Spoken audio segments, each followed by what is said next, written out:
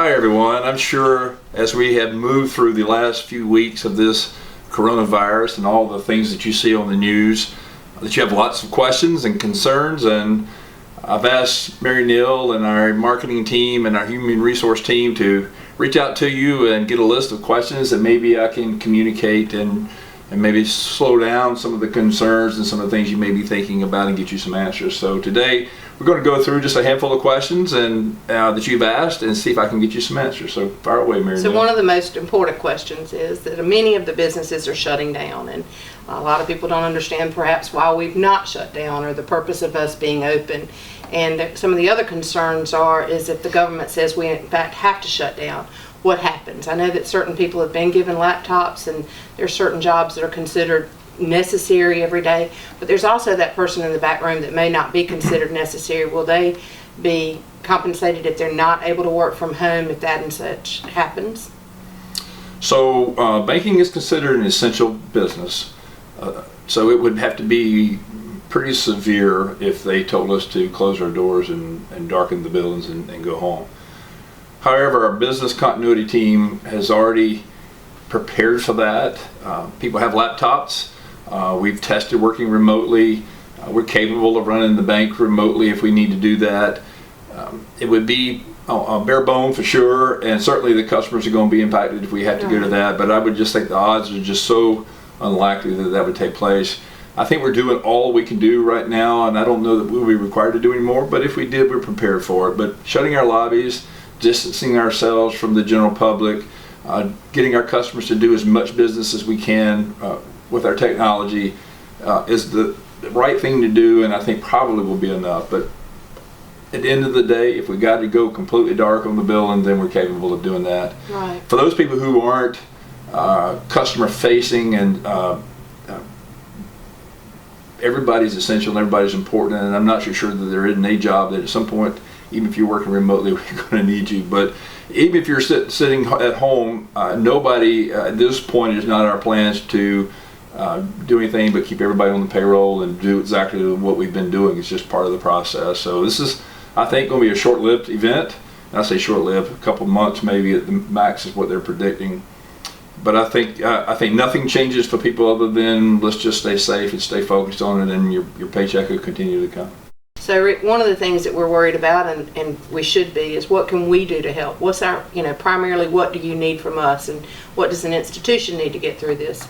Well, that's a loaded question, and I don't know that I can give you a specific, because what I need from you today, what our team needs from you today, what this company needs from all of our associates today is exactly what we need from you every day, is a high level of engagement in the work that you do, because it's important work.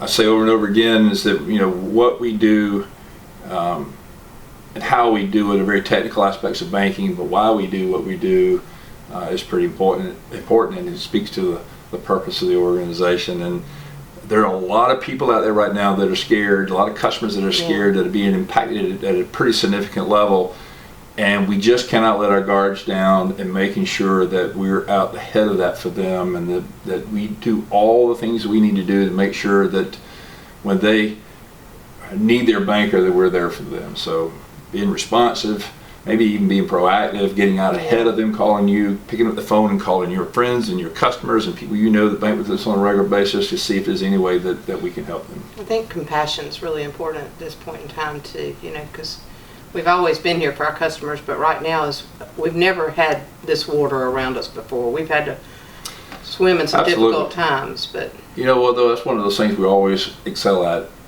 in this company, agree. though. So you can always find things that you wish you could do better, but I don't think the customer has ever doubted that the people who work here care very deeply for them. So what are the things that the federal government's coming out with that you think will help get us around this time frame and be to our customers' benefits, and that we're going to be active in? So there are a number of things. Some of them are not fully defined.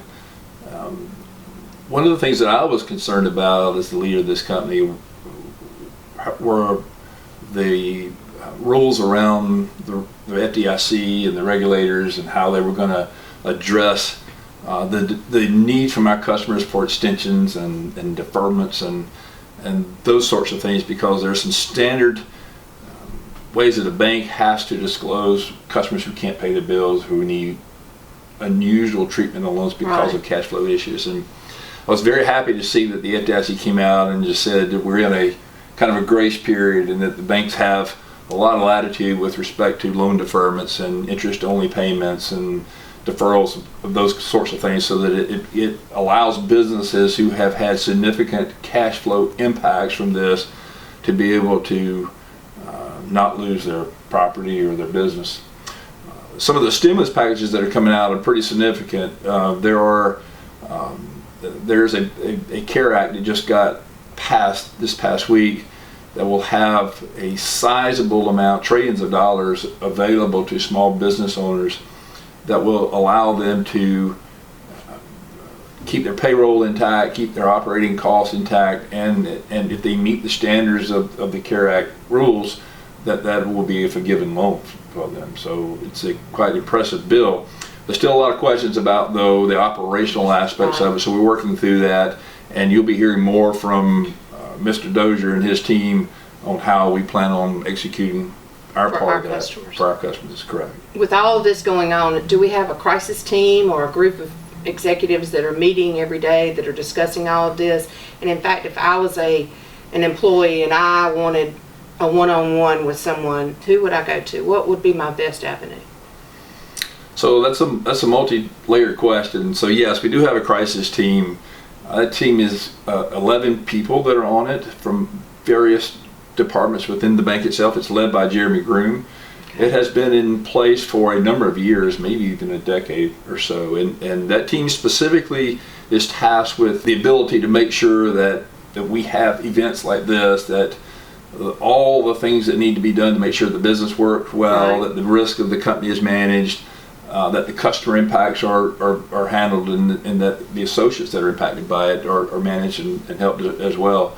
Right now they're meeting every day, working through how we're going to work through this. But in the event that you have issues with respect to your role inside the organization, whether it be your job or any personal issues you need some help with, feel free to reach out to your manager or to Human Resources, and they'll guide you through whatever your questions and needs are.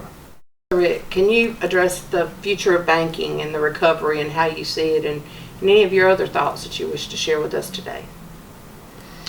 Well, it seems that these economic cycles are about every decade kind of event, and I kind of hoped after 2008, I keep telling people that I would not have to lead a company through another once-in-a-lifetime event, that I've done all the learning at that kind of level that I care about, but here we are again, and it's another major event. And who would have predicted 6 months ago, in the world's as thriving at the level it was, that we would have such a catastrophic thing take place in such a short period of time as well. So there's no way really that you can be prepared for those kinds of events. You just have to almost be reactive sometimes.